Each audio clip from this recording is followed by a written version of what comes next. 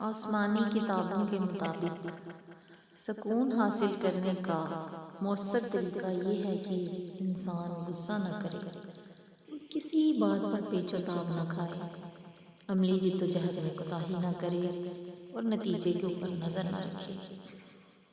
زمین پر بسنے والی قومیں زندگی کے جن اصولوں پر کاربند ہیں، انسان ان کا مطالعہ کرے۔ قانون فطرت میں کہیں جھول نہیں ہے، ہر چیز وقت کے ہاتھوں میں کھلونا بنی ہوئی ہے۔ وقت جس طرح سے چابی بھر دیتا ہے، شے حرکت کرنے لگتی ہے۔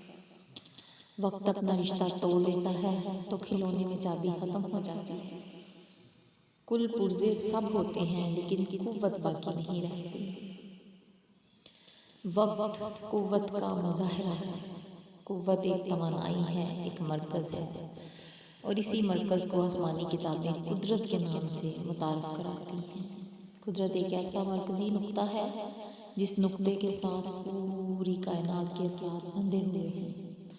وجود اور عدم دونوں اس میں گم ہیں۔ انسان جب کائنات کے مرکزی نقطے سے اپنا رشتہ تلاش کر لیتا ہے اور خالق کائنات کو جان لیتا ہے تو دنیا سے اس کی ساری توقعات ختم ہو جاتی ہیں، اور جب ایسا ہو جاتا ہے تو مسرتیں اس کے گرد طواف کرتی ہیں اور موت کی آنکھ اسے ممتا سے دیکھتی ہے، اس کے قریب آنے سے پہلے دستک دیتی ہے اور اجازت کی طلبگار ہوتی ہے۔